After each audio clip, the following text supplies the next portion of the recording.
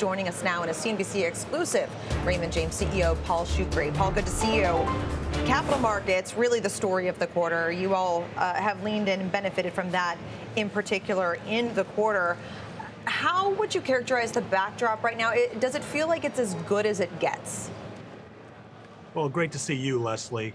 Capital markets helped the quarter, and there's still a lot of more headroom for Raymond James. We focus on financial sponsor growth-oriented companies, and that M&A business has not increased as to the extent of the public company M&A, certainly underwriting for the bulge bracket firms. So we have a lot of headroom. The activity levels and pipelines for financial sponsor-backed growth-oriented M&A continues to build and pick up. And as prices converge between what buyers are willing to pay and sellers are willing to sell for, there's a lot of upside for our capital markets division at Raymond James.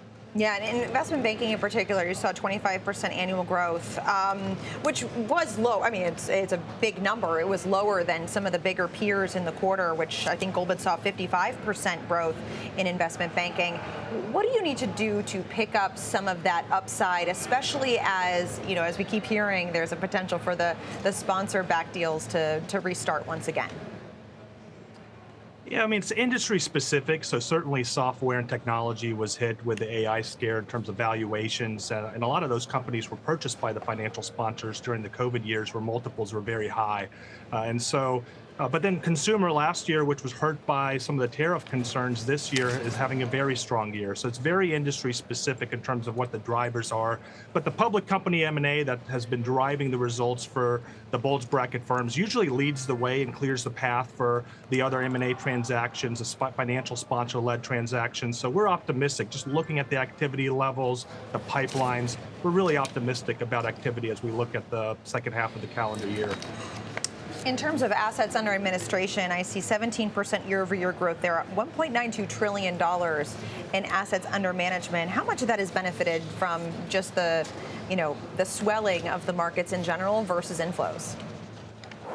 Well, the markets have certainly helped, but if you look at our net new assets for the first 9 months of the fiscal year, it was $75 billion, which was up over last year's record by 119%. So the net new asset growth at Raymond James is really a leading result in the industry, and it reflects first our strong retention of our financial advisors, very high satisfaction, over 97% satisfaction with Raymond James, which is by far the best number we know of in the industry, as well as good advisor recruiting, best-in-class recruiting across all of our affiliation options. And that really reflects the fact that advisors don't have to compromise on culture or capabilities at Raymond James. We offer a unique combination of both, and actually it's becoming more unique with consolidation in the industry. There are not a lot of firms that treat advisors like clients and respect the relationships that they have with their clients, and so Raymond James is really differentiated in that regard.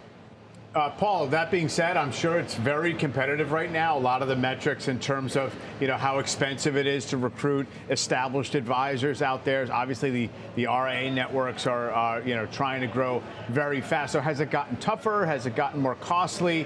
And where are you seeing, even regionally, where the opportunities are to grow wealth management?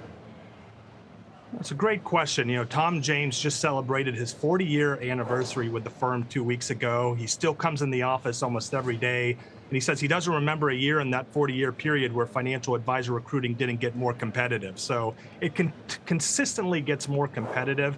That's why you have to have a unique value proposition where the culture and the values that draw the advisors to the firm, but they don't want to compromise on capabilities. We spend over $1 billion a year, $1.1 billion a year on technology. We provide all the products, alternative investments, the lending solutions, all the things you need to provide holistic financial planning to your clients.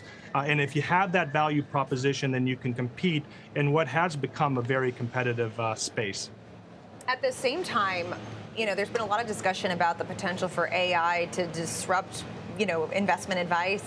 What are you seeing on that front? Is there potential opportunity for AI, especially given all the challenges out there with regard to recruitment and talent? Yeah, what we say is that AI will not replace financial advisors, but financial advisors who use AI will replace financial advisors who do not use AI. And so what we're focused on at Raymond James is making sure we're making the investments for financial advisors and their teams to use AI to save them time to ultimately spend more time with their clients, to develop deeply personal relationships, because we have conviction that deeply personal relationships will win the day, and that AI will only help you develop those deeply personal relationships. So we're making a lot of investments in AI. We just launched Raymond about a month ago, which is our large language model where you can ask questions 24/7 about customer accounts.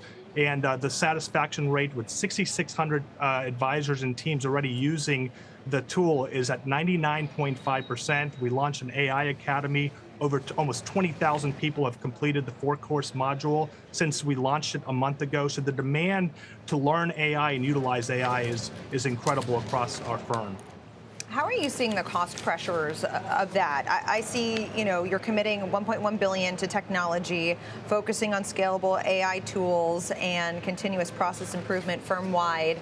There's a lot of discussion out there with regard to token costs and making sure that, you're seeing an improvement in margin with all this technology spend. What's it been like from your perspective?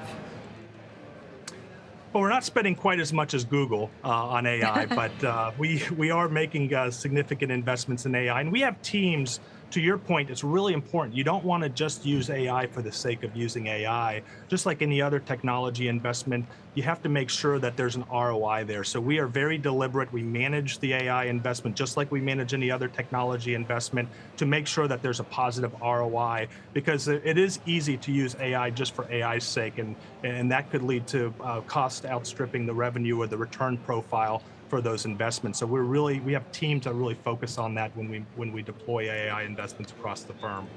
Yeah, it really feels like an interesting time and inflection point with regard to AI and financial services. Paul, thank you so much.